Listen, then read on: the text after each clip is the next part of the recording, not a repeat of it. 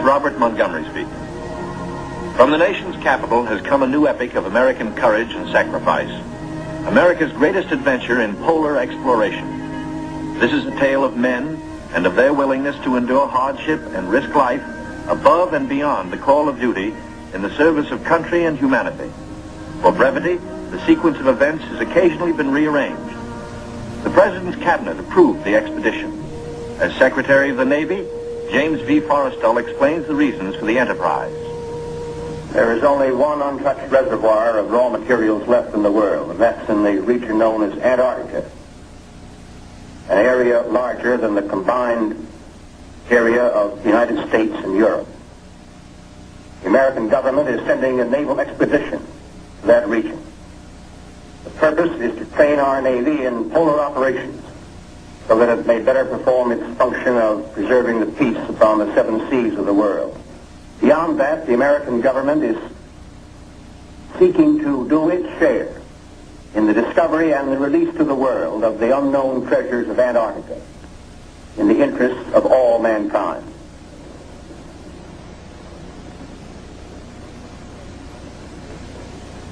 Thumbs up to this, gentlemen. The Secretary has approved our plans, confirming you, Admiral Byrd, as the officer in charge of the expedition, and you, Admiral Cruzen, as the task force commander. And we get everything we need. That makes Operation Highjump the greatest polar expedition in history. Admiral, time is going to be our greatest handicap. By the time we get through this very difficult ice pack, the summer will have ended and the fall will have set in. Never before has anyone attempted to take a fleet of thin-skinned steel ships through 300 miles or more of crushing ice pack. I have great faith in your skill, courage, and determination. And now, gentlemen.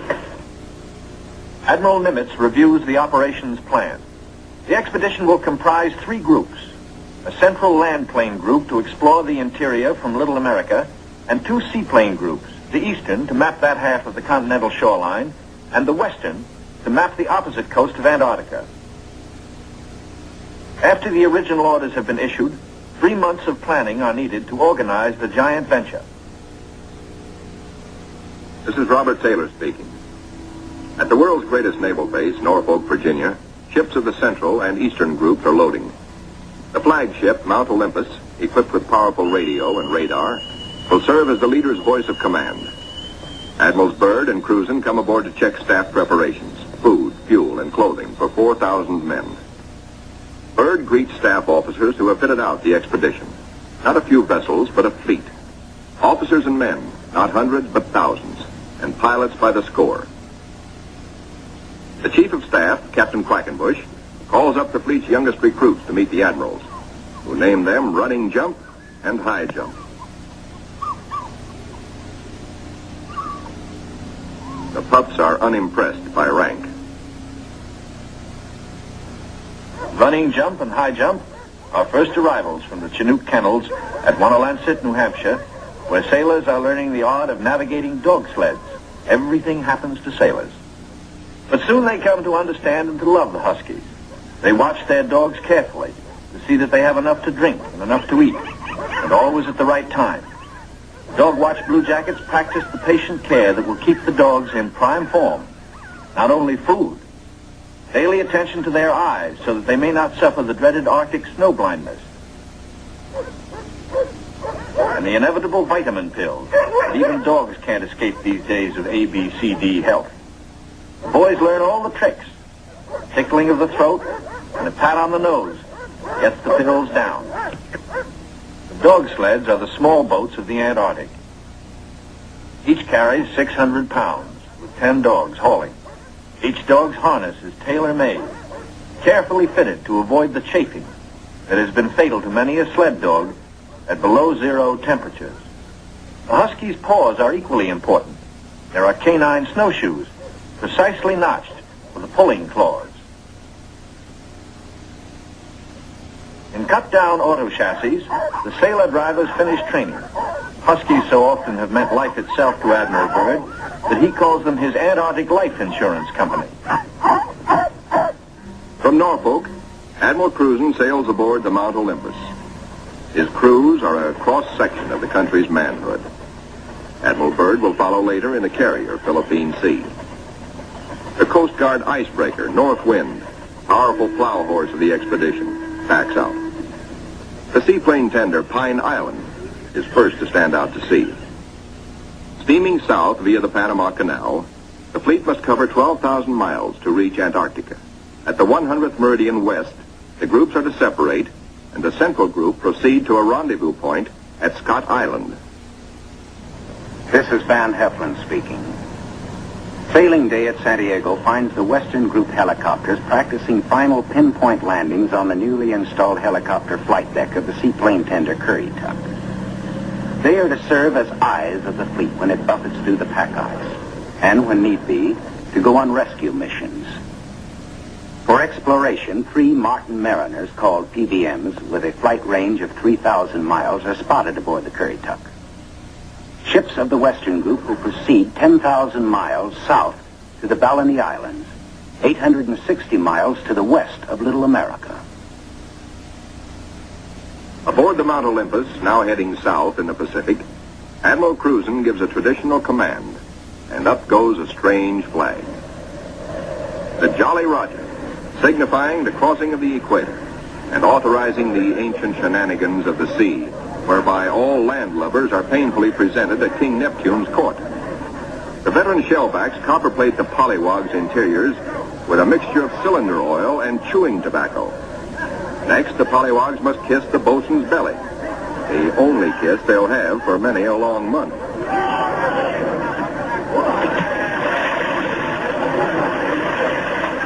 They wind up with a dunking and a final whacking to warm them up, officers and men alike. Wearing the whiskers of Neptunus caninus, Ricky, the veteran husky, presides as the pups become doggy shellbacks. The oncoming shadow of the Antarctic intensifies preparations. Bamboo is split for trail marker sticks. These, topped with flags, will form lifelines to guard the men against losing the trail in blinding blizzards. Small details, but vitally important in the wilderness of ice. The dogs are inoculated against infection. Now the serious business of the sea takes over. Danger menaces the fleet oiler, Cacapon. She must fuel the fleet now to lighten her cargo of 4 million gallons of oil. If storms strike her, plates may warp, rivets shear, and her back may be broken. And ahead are the dreaded roaring 40s. Deck parties run with hauling lines, bringing over the Cacapon's captain for a conference.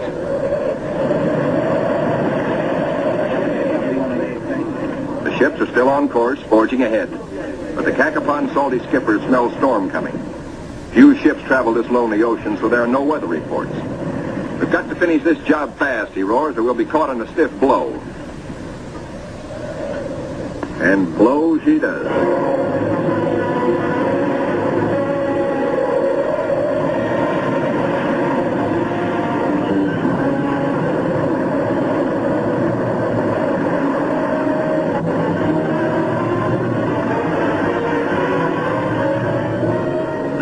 Clearing skies, but still the gale blows hard.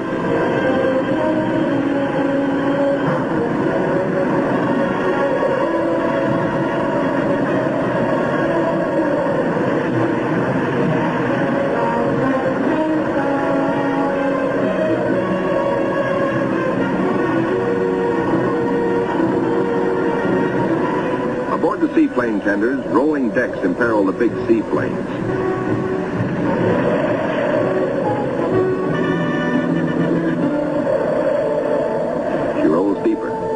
A sudden lurch. The Navy cameraman taking these pictures is thrown, his leg broken. He swings his camera, catches the nose of one plane smashed in, swings aft, spots another plane overboard, sinking in the wake. Lost.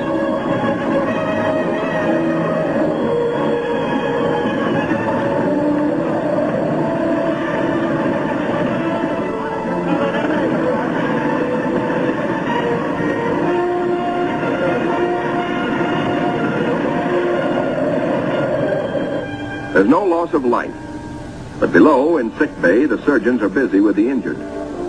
Today, with Navy's modern science, An injured seaman is soon up and about. We go back now to Norfolk and sailing day for Admiral Byrd.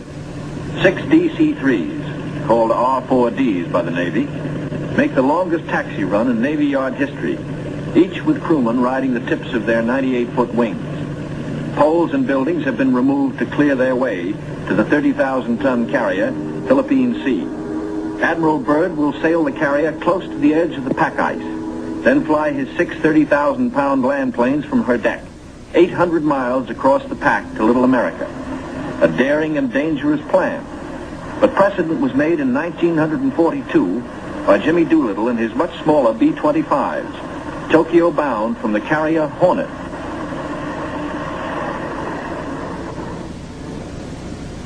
As the Philippine Sea sails on her 10,000-mile voyage, the advance group under Cruzen has voyaged far south.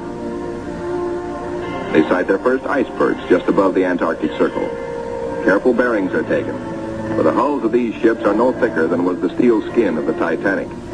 The treacherous ice is the enemy now as then, but danger is the sailor's business. His delight is in preserving home traditions, the Christmas tree and Christmas dinner.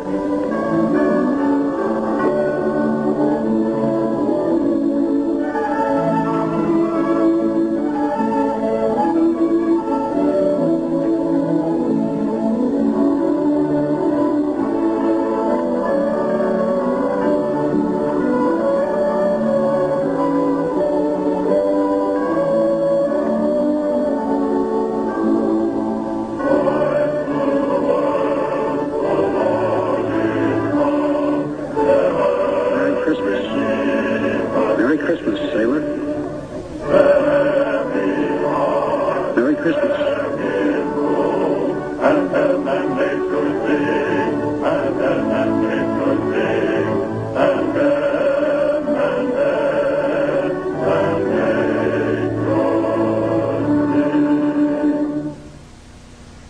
We'll be right back with TNT Overnight. 50 years of classic films all night long.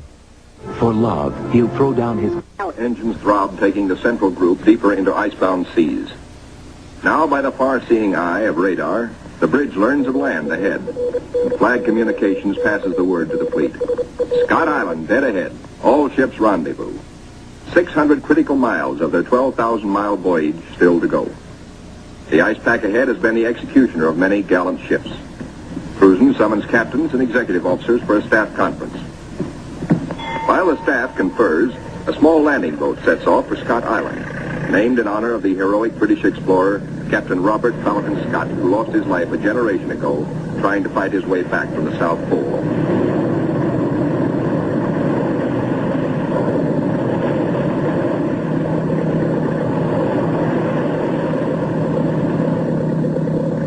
In such surging seas, landing is impossible. The boat heads back for Mount Olympus with serious news. Cruzen must abandon his plan for a weather station here on this rugged submarine mountain. Time presses hard. With his operation officers, Cruzen transfers his flag from Mount Olympus to the Coast Guard icebreaker, North Wind, for she must take the lead, cut the channels. Admiral Cruzen's battle now begins. Through 600 miles of peril, the Admiral must bring his ships to the open Ross Sea, and thus to the Bay of Whales and Little America. Cruzen signals, "Follow me," and sets a careful course past icebergs. There she blows, sings a lookout. There she breaches, close aboard. These huge whales measure up to 80 feet long, and each yields oil worth more than $2,000. The radar watch informs the bridge they have picked up a big ship, a Norwegian whaler, with her killer craft in close company. The Norsemen report the heaviest ice pack in 40 years. This year, they tell the Americans they're staying to the north of the ice. The Norwegian captain urges, exercise extreme caution. The American fleet proceeds. Here is the most treacherous navigation in all the 7 seas, with every floe, every berg a potential killer of ships. 7/8 of the berg lies underwater. Its jutting ice foot can slice into a ship like a can opener into a can. Ahead, the sky shows white streaks, the telltale ice blink, the warning reflection in the sky of the great pack. The ships meet their first tabular, the tabletop berg found only in the Antarctic. These tabulars are huge chips from the Great Ice Barrier. They measure as long as 40 miles and are counted not in acres, but in square miles. The ships must follow a twisting, turning sea alley, cleared by the icebreaker. The submarine, Senate, brings up the rear. U-formed ice, known from its shape as lily pad ice, offers no trouble. It is the bergy bits and the bergs themselves that form the hazard for the submarine.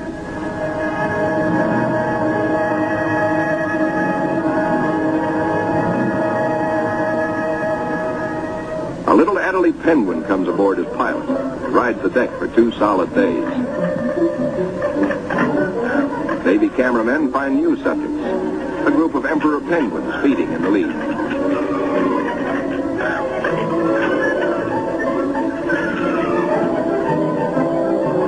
Lookouts spot a flock of snow petrels, those hardiest of birds.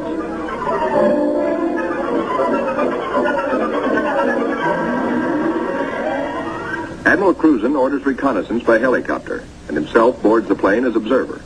For the first time, the helicopter serves as the eyes of the fleet to scout out a way through the ice.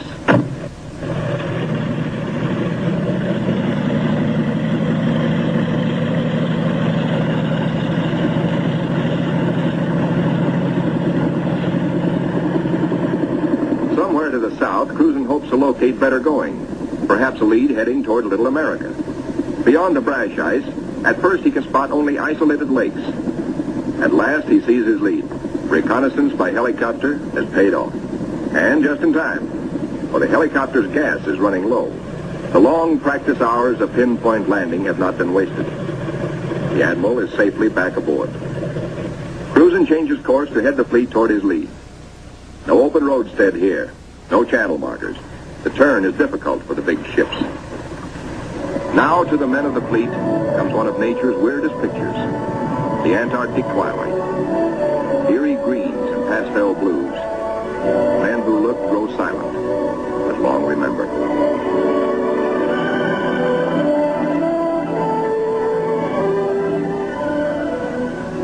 Nor will they forget the dawns and the seals.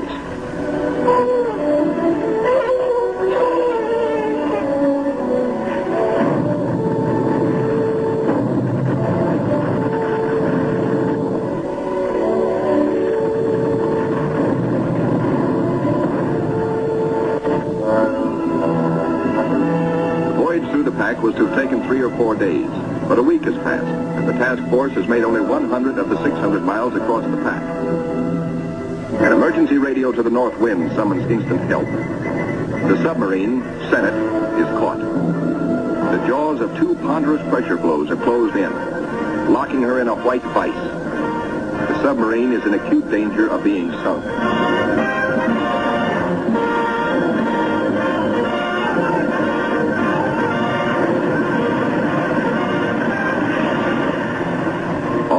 Realize now that the Senate may never get through. Cruzen signals, resume course.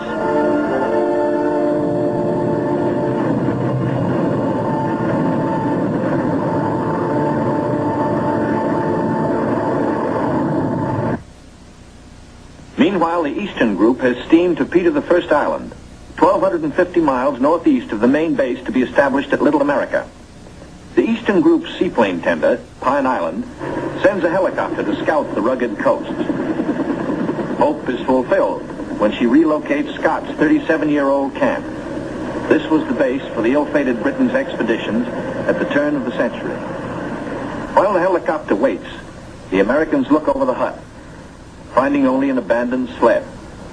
But back at the Pine Island, the helicopter meets trouble. Her rotors, heavy with ice, fail. She crashes only a few feet from the safety of the landing deck. Within seconds, the Pine Island's crash boat reaches the sinking helicopter. The rescue crewmen, drilled for just such an emergency, yank Captain Dufek and his pilot safely aboard.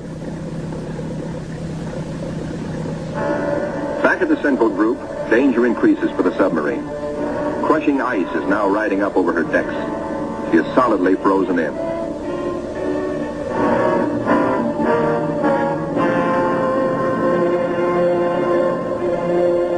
The Senate's situation is desperate. she cannot undergo further risks. There are 85 men aboard.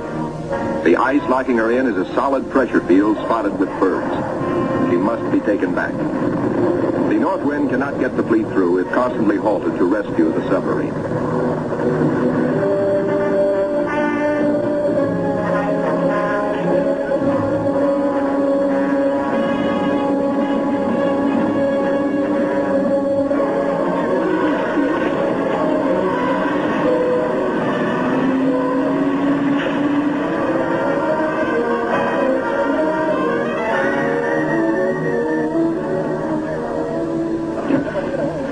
Icebreaker North Wind, with Admiral Cruzen in operational command, leaves the ships to await her return from the 400-mile round trip, towing the battered submarine, the Senate, north to the safety of the open sea. 1,200 miles to the west, 10 men set out from the western wing of the expedition on a hunt. For one of the seaplane tender Currituck's missions is to bring back specimens for the Federal Fish and Wildlife Commission. The marine marksmen storm the ice floes. These seals are armed with tiger-like jaws, easily capable of mangling a man's arm or leg. The men risk the slashing jaws of the master bull himself. He's no calf, he fights to kill. Once secured, he finds out for the first time in his life what it's like to be petted. That's not so bad. They total up their catch for the scientists back in Washington. 6 leopards and 1 rare Ross seal.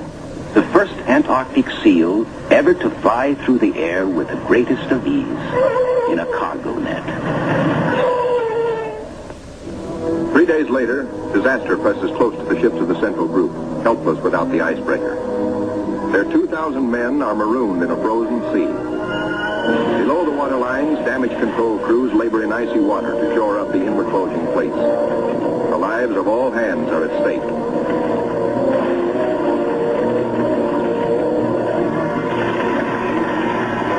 Flashes an SOS to Cruzen 200 miles to the north. Quickly, he orders the submarine to go on by herself to Scott Island and there operate as a weather reporting station. And now begins a race against time well worthy of high place in the traditions of the United States Coast Guard.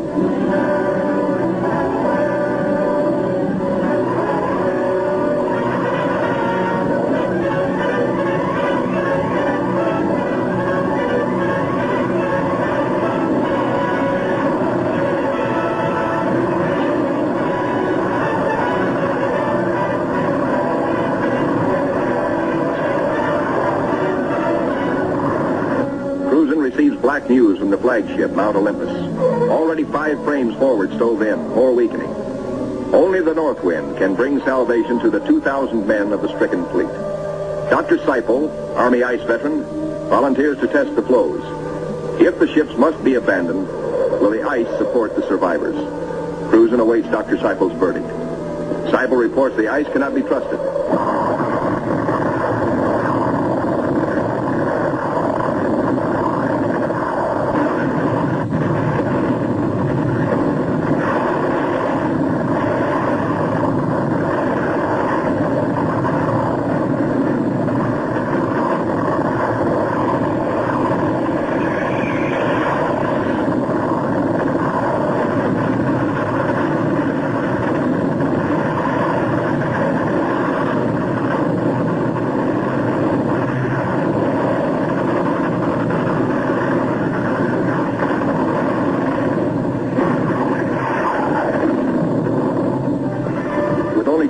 To go, the icebreaker is hemmed in by ice 20 feet above water, 50 feet below, in an area as great as 100 acres. Hopelessly gripped by the ice, the cargo ship Merrick is now in grave peril.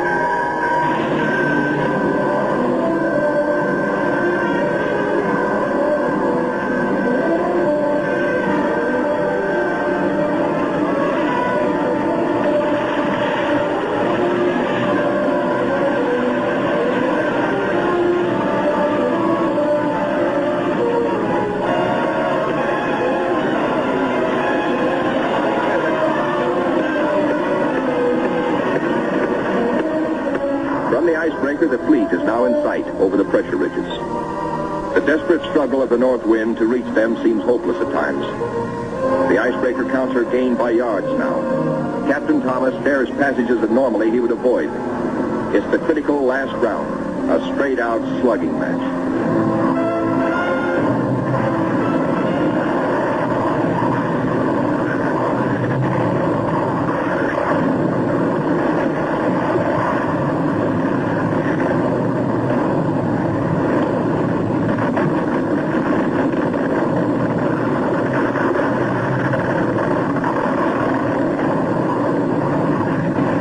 The north wind reaches the nearest ship, the Yancey.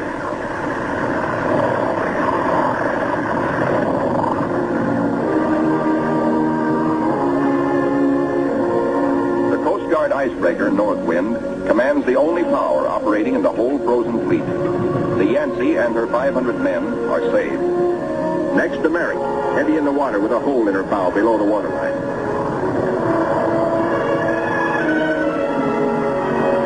Wind reaches the flagship, Mount Olympus, cuts her free. The fleet has survived. 2,000 weary American sailors are safe. Beyond the great ice whirlpool that held them fast, they steamed through the southern edge of the pack, through to the open waters of the Ross Sea, and little America dead ahead. Word of the deliverance of Admiral Cruzen's men reaches Admiral Byrd aboard the carrier Philippine Sea as she passes through the Panama Canal, Pacific bound. Officers watch sharply. The glove-tight fit of the 750-foot hull requires that the ship be kept exactly ruler-edge true with the sides of the lock. The Philippine Sea navigates the canal in a day. As she heads south in the Pacific, Admiral Byrd devotes all his time to the flight ahead, perilous but of vital importance to naval aviation. Never before have such huge planes attempted carrier deck takeoffs. Never before have wheels and skis been combined in one landing gear. The wheels for deck takeoffs and the skis for landings on ice. The grave risk is that one may interfere with the other and bring disaster. Byrd makes the decision.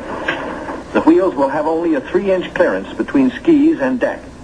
Upon this will depend the lives of 40 men, and he will lead the way. Triumph at last for Admiral Cruzen. The entrance to the Bay of Whales, the famous 400-mile Ross barrier. The Admiral can now relax. He, an American admiral, has brought a modern fleet for the first time into the innermost waters touching the great unknown continent of Antarctica. This is an historic moment. At long last, Admiral Byrd has realized his dream of many years of reaching little America with men and ships of the United States Navy. Reception committee. Hey, gang, hurry up. Look at the big penguins in our bay. Big penguins, bigger than emperors. Big black mountains that move. They walk like us, but not quite the right way.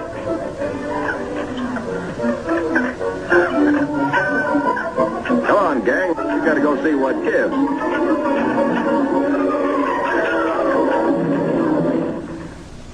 The big penguins and their big black mountains, the ships, are on 24-hour duty, with the first job to secure all mooring lines.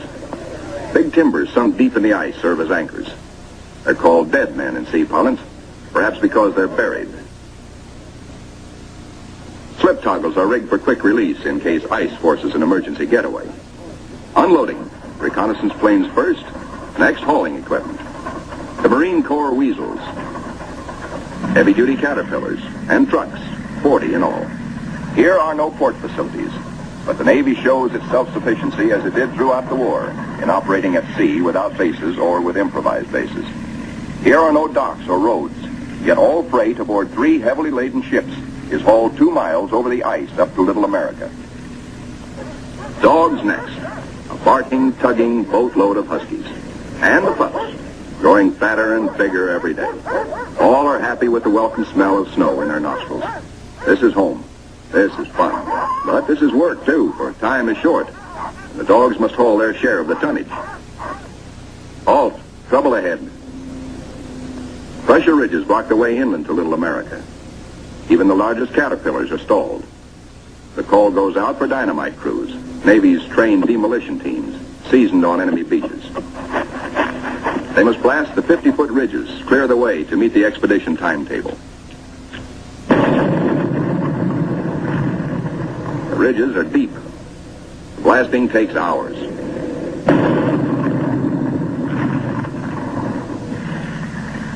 Seabees and their bulldozers follow, smooth out the road for the big cats. In 2 hours, they bridge crevasses 100 feet deep. And so 10,000 tons of gear, brought down by the cargo ships, start moving up to Little America. Work goes steadily forward. Seabees, with all hands helping, use every one of the 24 hours of daylight in the South Pole summer. Caterpillars with snowshoe oversized treads accomplish in hours the work that in old days hundreds of dogs could do only in weeks. Airstrips, smoothed out with drags, take high priority. Bird has flashed word from the Philippine Sea, now standing by off the pack ice, that he's ready to fly his R-4Ds in. It's up to the work parties to make up the time lost in the pack ice. Up to these men to work while gusty winds drive flesh-cutting gravel-like snow across the open, or to dig deep for storehouse foundations. Food dumps grow steadily. Here is the favorite hangout of the veteran husky, Ricky, born at Little America 12 years before, and still hungry. Each hour brings other buildings to completion. Knockdown Wanigans grow magically, and the Air Headquarters Quonset is ready. Snow blocks are dug out for windbreaker walls. These blocks are the adobe of Little America. Good idea, squawks the sidewalk superintendent of the base. Good idea. These big penguins do right well to bear in mind that when she blows down here, she's liable to blow your eyelashes off. The little Adderley shows no fear. What? Smoke? Silly idea. We'll be right back with TNT Overnight, 50 years of classic film. The ships are all but emptied. The Caterpillars and Go Devils live up to their wartime good name. Within 70 hours, the Seabees are hauling in the last 500 tons of essentials. Only a few more cases to be broken out. The local waterworks is the pride of the Seabees. 3 GI cans of snow produce 1 can of water, purest in the world. You keep your furnace going to make steam, which melts snow, which makes water. Simple. Simple once CB Engineering in Washington had figured it out before ever the first ship left port. And now, the ordered streets of a tent city that is Little America the Fourth come into being where 3 days before, the primeval snow lay unbroken. The church flag on the first Sunday signifies a pause for prayers. After the last Mass, and after the Protestant and Jewish services, the off-duty sailors have but one thought. Transportation has but one terminal, the mess hall, the best dinner of the week, as ancient Navy tradition always has decreed. Admirals and captains wait their turn in the chow line with the men. Inside, plates are loaded. Roast beef, rich gravy, high mounds of mashed potatoes, flaky pie. Life looks up again. A cigarette, good coffee. 5 miles east of Little America, a seal herd, 500 strong, has its feeding ground amongst pressure ridges and in deep crevasses. Ricky, as a pup, played the game of run, seal, run, and he hasn't forgotten. The seal wallops with his tail. Ricky's 12-year-old teeth are not so good on the slippery, wet hide of the 600-pound Waddell. Mr. Seal decides he's had enough. He scuttles down his escape hatch to the water below. Chow time. The only seals killed are for dog meat, especially good because it insures against scurvy. The pups smell their dinner coming and let their handler plainly know they want it, right now. They're only a few months old and forever hungry. Yet soon they will be pulling more than their weight in the sledge traces. They like their meat red and will fight for it. The flagship flashes word by radio to the carrier Philippine Sea. Base ready, weather suitable.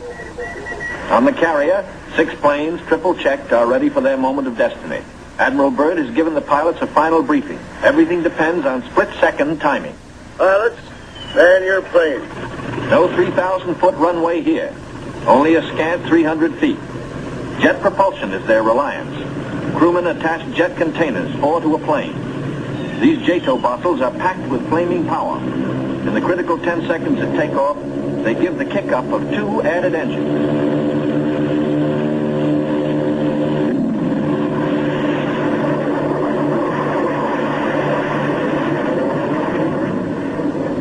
is airborne in exactly 100 feet.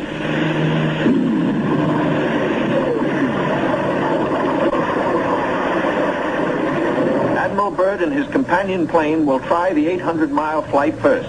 The others await his orders. At Little America, cameramen and Admiral Cruzen wait anxiously. And there comes Byrd. Cruzen can relax now. Skis work perfectly. The carefully calculated drag of the wheels serves only to shoot up a plume of snow. Byrd greets his son, Dickie Jr. first, here following Dad's footsteps. They watch plane number 2 come in safely. Byrd tells Cruzen, good to be home again. Cruzen has urgent news. There's a terrific storm brewing, only 10 hours more of safe flying. Byrd radios the carrier, launch all planes as soon as possible. By midnight, the Philippine Sea has the remaining 4 planes ready. They must risk a takeoff in darkness before the terror of the storm strikes.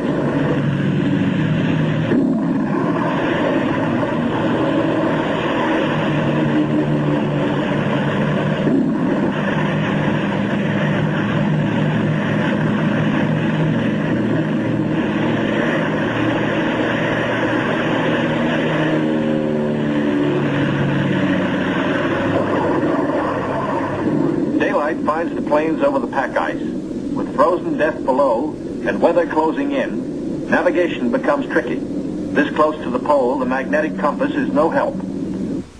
At the base, men scan the gray skies, looking, and finding only the blackness of the approaching storm, now visible to the east. If the planes don't make it within an hour, but in they come, one by one, to land in the last remnants of clear light.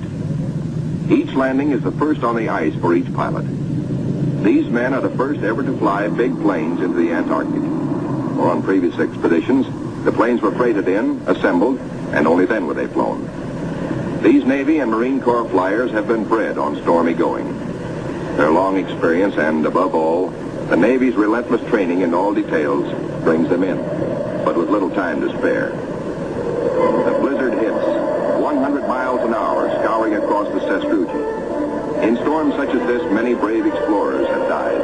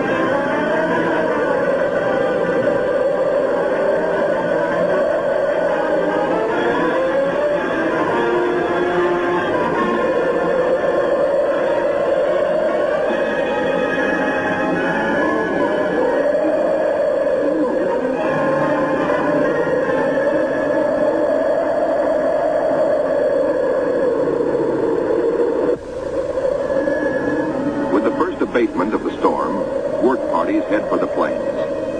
The blizzard is 40 hours old. The wind has become bearable. The expedition flight schedules are days behind. They must get the heaters going, clean out the frost. The Antarctic offers no quick machine service as on standard Navy airfields. Fuel for the heaters must be hand-dragged, hand-pumped, hand-fed, with the temperature far below freezing. The chow wagon, the never-failing CB tractor, gives the work parties a lift back to the mess tent for hot coffee, food, and warmth. Only the Navy, Marine Corps, Coast Guard, and Army cameramen who made this official record know the price they paid for these blizzard films. They covered the Pacific battles for posterity. This cold day, they froze their whiskers to make these first color films of an Antarctic blizzard. Little America digs out. The planes still stand on the line uninjured. Icicles and snow to be cleared off, but no plane blown away. Lashings held. Tent City intact proved out the technique of survival evolved by Byrd in a lifetime of exploration. Not one tent went down.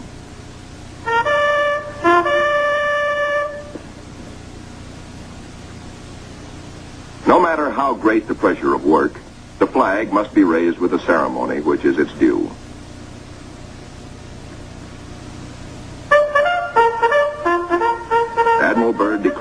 Little America IV in full operating commission. The Admiral and the party ride Weasels 12 miles south to visit his earliest camp, marked by the radio towers. Little America I, now 40 feet under the snows of 17 years. And above it, Little America II, 25 feet under the snows fallen since 1935. Captain Boyd, United States Marine Corps, ties on a safety line, while Admiral Byrd and 3 veterans of his previous expeditions watch. Boyd inches his carcass down the old ventilating hatch. It stood 20 feet in the air when it was put up 12 years before. He pokes a stick up as a marker for the main hatch. Now all hands, the Admiral included, will have a chance to go look-see.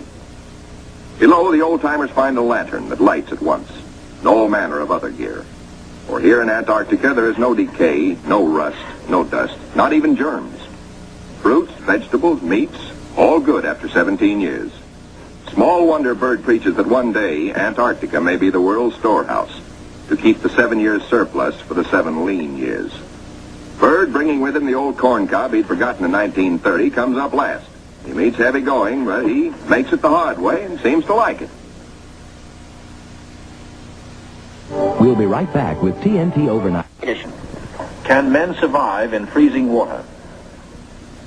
Men from Mars, members of a special underwater demolition team, wear the new cold water rubber survival suit.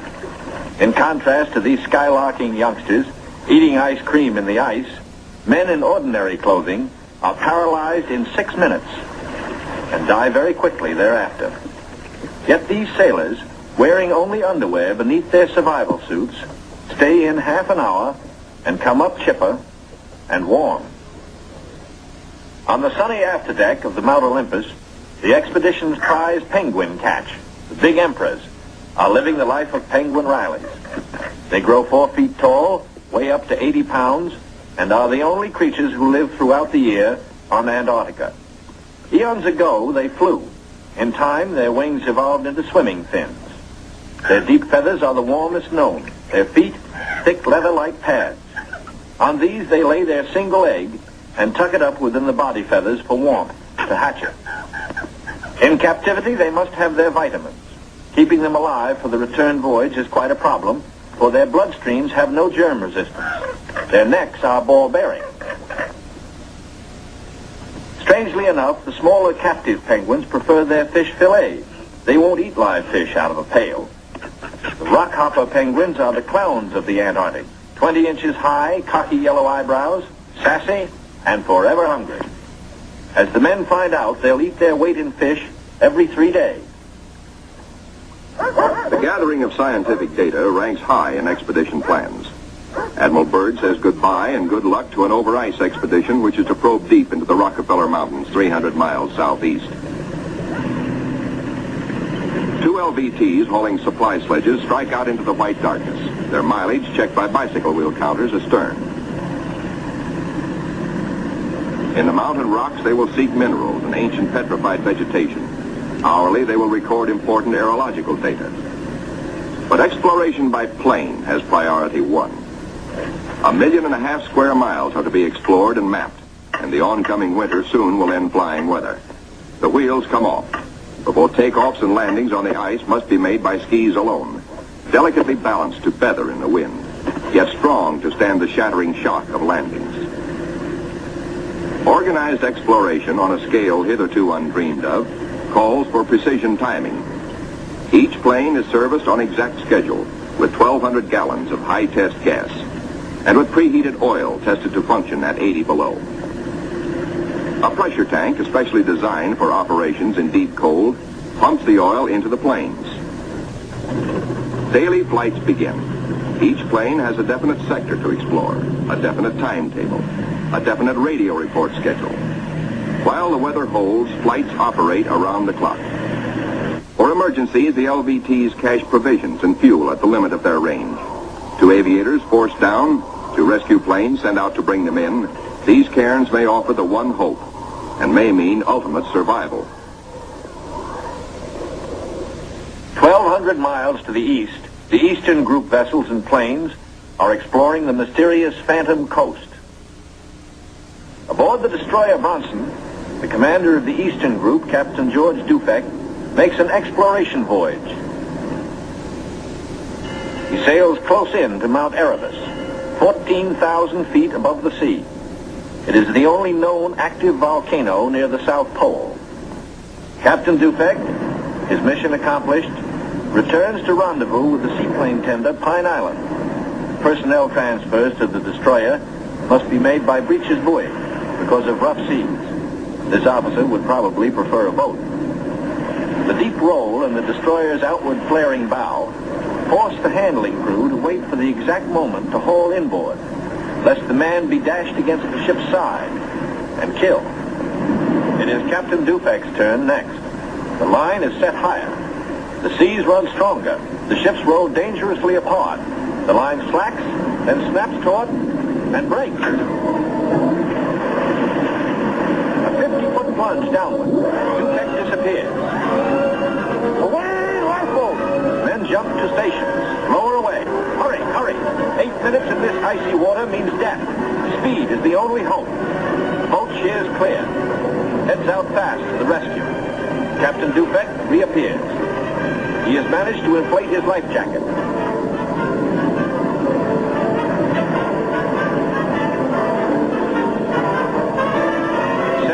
Gone. Dufek grabs the lifeline. The seaman clutches him. By a margin of seconds, he is saved.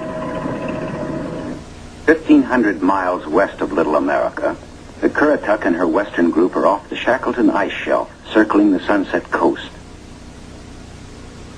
The western group commander, Captain Vaughn, gives pilots and plane crews a last briefing on Antarctic dangers and the technique of survival if forced down. The flight about to start is the longest and most important so far for the Western Group. Before takeoff, survival gear is checked. Gear to keep 9 men alive for 100 days. Food, drugs, sleds, sleeping bags.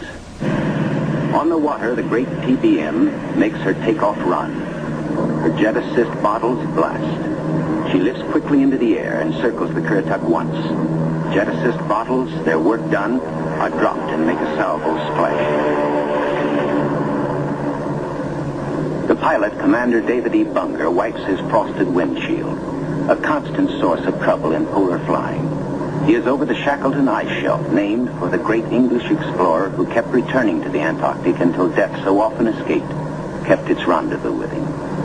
The smooth shelf roughens. Dark rocks, called nunataks, appear above the ice. Then rugged mountain ranges as far as the eye can see. Bunger leans forward in amazement. His eyes have caught a sudden and unbelievable change in scenery. The universal white has turned to chocolate brown, dotted with blue. A cameraman goes into action. 300 square miles of land without snow. Land that might be in New Mexico or Arizona.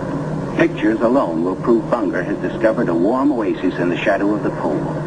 It is for such supreme moments as this that men brave the hardships of exploration. The astounding, undreamed of fact is that they are over a chain of warm water lakes whose shores, except for small patches, are free of ice and snow. Commander Bunger circles the largest lake in sight, 5 miles long. He comes in to make a landing. Water temperatures must be recorded. Samples taken. He finds the water fresh, the temperature 38 degrees Fahrenheit. On the shores are vast deposits of coal and of minerals of the utmost importance to civilization.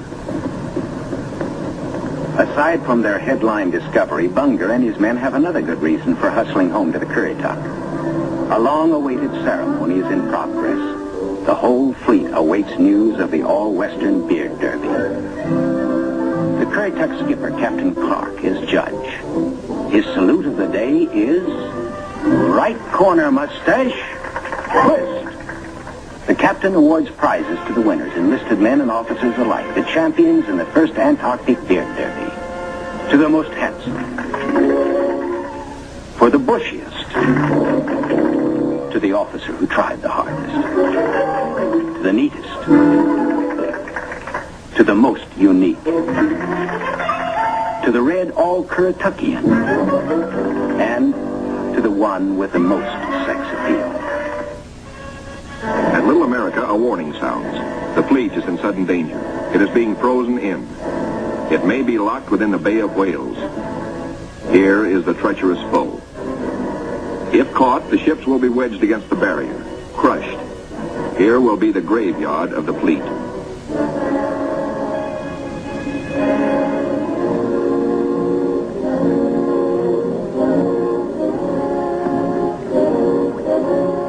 The Coast Guard icebreaker Northwind goes into action, ramming, back, ramming again to break up the crushing floes. Landing craft work frantically to loosen the ice around the ships so propellers may turn without shearing off. One by one, the ships are cleared, get underway.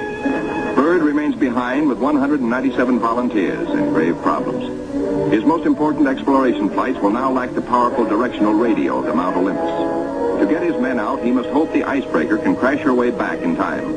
Otherwise, he and his men will be frozen in for the 9 sunless months of the dark, treacherous Antarctic winter. Marooned, Admiral Byrd and his staff plan the big flight to the South Pole and far beyond. This is the culmination, the last mass flight. 4 planes spanning out over a continent of unknown territory larger than Texas, California, and Arizona combined. Over freezing wastes without people, without life, without vegetation. Nature's most formidable challenge to man. The 4 planes are gassed up. All controls triple-checked. Motors heated. For they face cold as extreme as 60 below, unrelenting, murderous. Photographic units lead the parade of science to the planes. Each is a flying laboratory. The cameras are the trimetricons and the K-17s that spied out enemy secrets during the war. Now each plane carries 250 pounds of film to record some of nature's last great mysteries. The war's secret radar magnetic detectors are here too, bolted on like bombs. In war, their electronic impulses spotted minefields buried deep under the surface. Now they will read far below the ice, detect and identify minerals, coal, iron, precious ores. Byrd gets the words, "Ready, sir." He boards the leading plane, gives the command, "Take off." Crews hasten to rock the ships and thus free the skis frozen to the ice. Now all the work that has gone before, the planning, the task of preparing ships, of training men, the perilous voyage through the ice, now all of these investments of time and sometimes of suffering are come into focus. Takeoffs were non-stop flights over the desolate, danger-studded wastes of Antarctica. Flights of great distance, the equivalent of, back at home, winging non-stop from the Canadian border to the Gulf of Mexico. Aviation is all important in the Navy's Antarctic exploration, just as aviation is all important in a modern Navy that must be strong under and above the sea, as well as on it. We'll be right back with The shelf ice, Byrd leads his 4 planes in the long climb over pressure ridge areas, heading for the polar plateau, 10,000 feet up. Below are no landing fields, only deep crevasses, pressure ridges 100 feet high, instant destruction for a plane forced down. Byrd pioneered the first South Pole flight in 1929. He applies again the practice of constant vigilance, careful calculations that assured his earlier successes. Over this cruel country, Byrd flies today at 3 miles a minute. In earlier explorations, 3 miles in one day was frequently the utmost for Shackleton and Scott for Britain, Amundsen for Norway, and Byrd himself for America. The Beardmore Glacier, 200 miles long, 50 wide, 1,000 feet deep, who knows. Byrd checks position by the sun compass. The glacier signals the South Pole itself. Here, Byrd drops the flags of the United Nations, carefully boxed, a symbol of America's goodwill to all nations. Now beyond the pole, Byrd focuses his cameras and magnetic detectors on land new to him and to all mankind. In eastern group waters, the seaplane tender Pine Island swings out a plane, listed on the fleet's roster as Mariner George 1. Crew members look out. No shadow of coming disaster troubles their young faces. Captain Caldwell, observer. Lieutenant J.G. Frenchy LeBlanc, pilot in command. Lieutenant J.G. Bill Kearns, co-pilot. Ensign Lopez, navigator. And a crew of 5 take off to map the treacherous Phantom coast.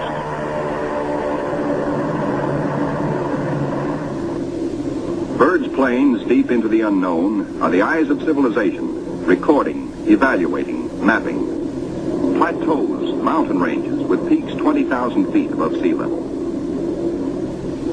The trimetric lenses, clicking overlapping exposures every 3 seconds, photograph from horizon to horizon.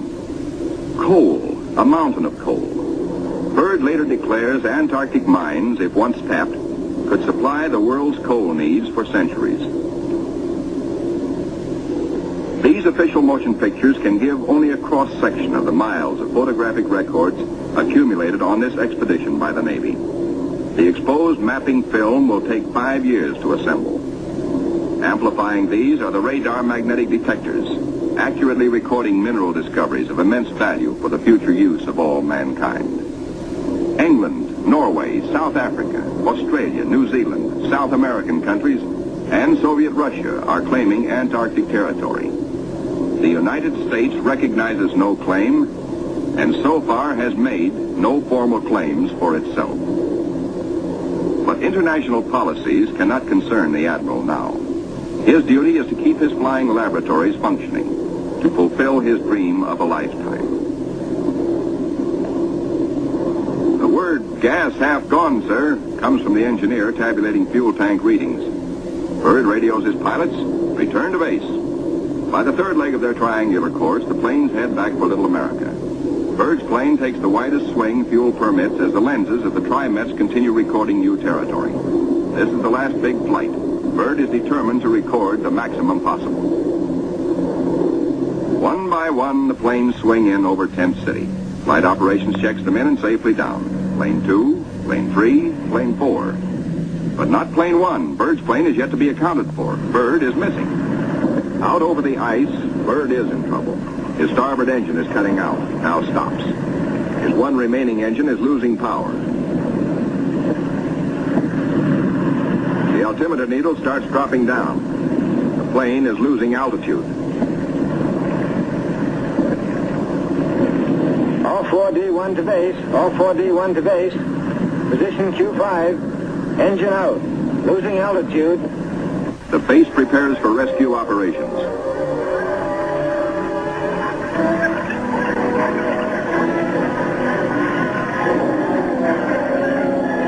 Handicapped by the partial power of one engine, the plane is in jeopardy. Down she drops. The needle drops from 3,000 feet downward, threatening peaks around her. A further drop might mean a crash. Only one hope: reduce the load, lighten her at once. Maybe that way, maybe if enough weight goes, maybe she will hold. Already the mountains are above. She is deep in the valley, deep in the shadow of disaster. The needle drops downward from 1,700 feet. Jettison all gear.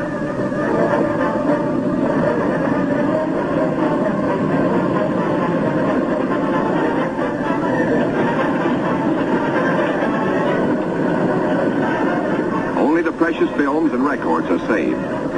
The gamble is life or death.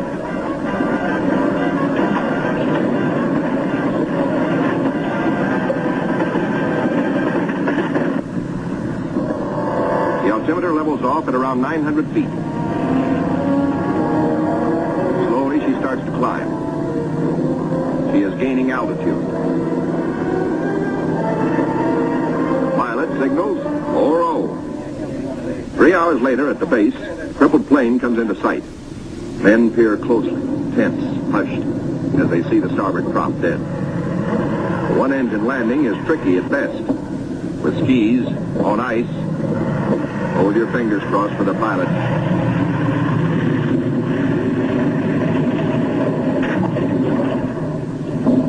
Safe, safe, good going. The greatest exploration flight of all history has ended in success. The flight beyond the South Pole. The flight beyond imagination. But over the Pine Island with the Eastern Group is the shadow of tragedy.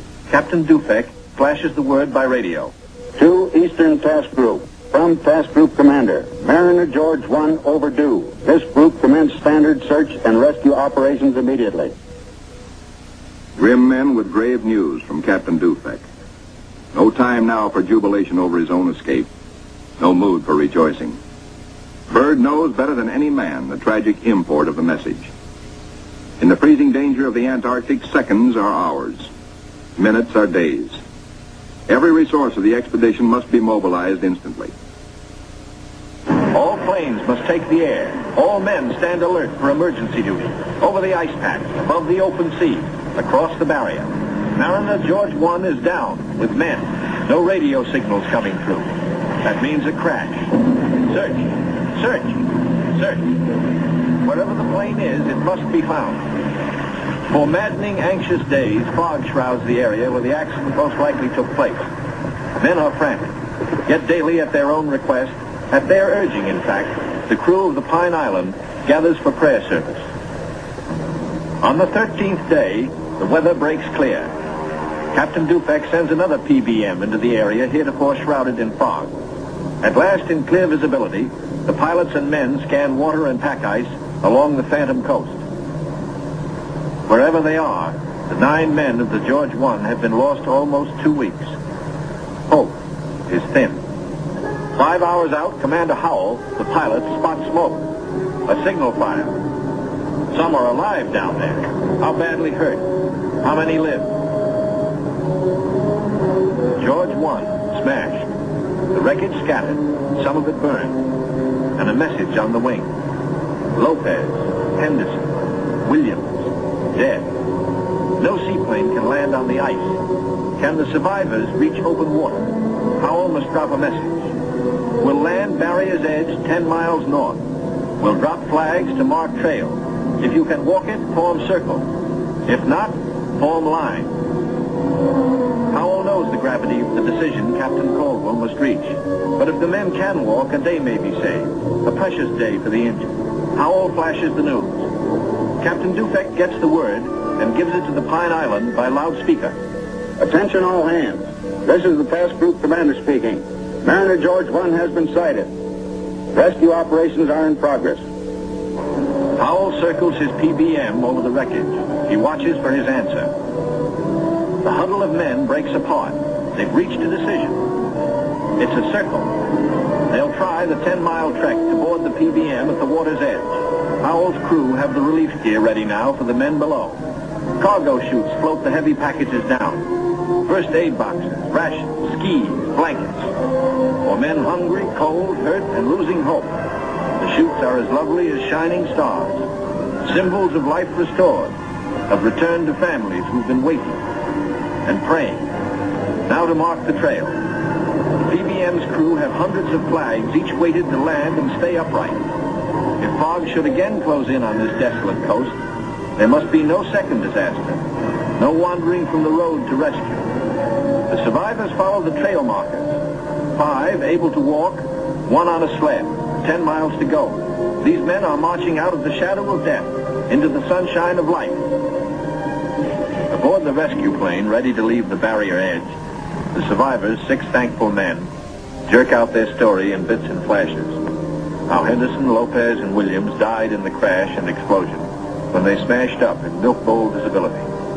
How they found scattered cans of food, a stove, and fuel to keep it going, and 1 tube of sulfur tablets, just enough to keep Frenchy LeBlanc, their gravely injured pilot, barely alive. Proudly they tell how Captain Caldwell consulted them all in dividing their little food, how he kept watch, inspired their faith, and how they prayed as men always do when there is no other hope but prayer. Bill Kearns, co-pilot, grins hello. First off is Frenchy LeBlanc. Corpsmen carry him tenderly in a Stoke stretcher. Moore and Robbins pulled him out of the blazing nose of the plane, but his back, hands, and face suffered 3rd-degree burns, and in the Gethsemane of waiting for rescue, both legs were frozen to the knees. Amputation is inevitable, but he will live. The ship's company of the Pine Island greets their skipper, Captain Caldwell, observer on the flight.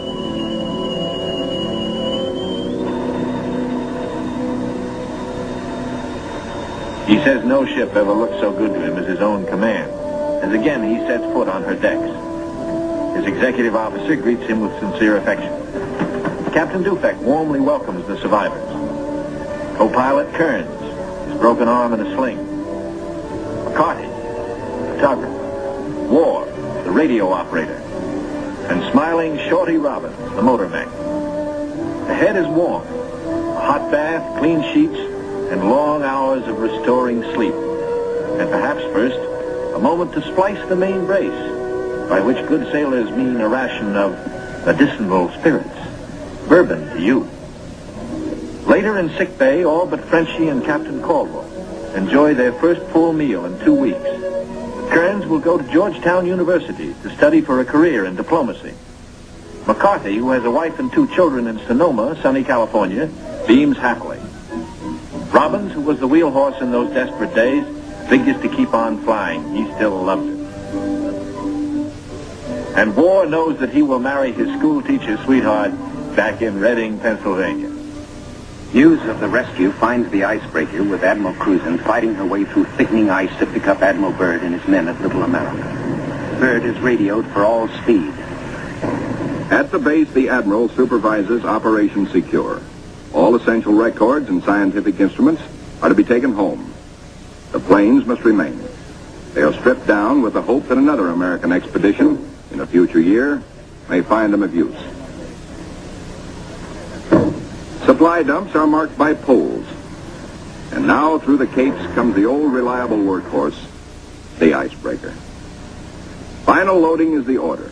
All roads lead to the bay, the last trip down, the last long trek through the snow for the big Go Devil sledges, loaded with men and equipment. The excitement that always comes with sailing infects all hands, including the dogs.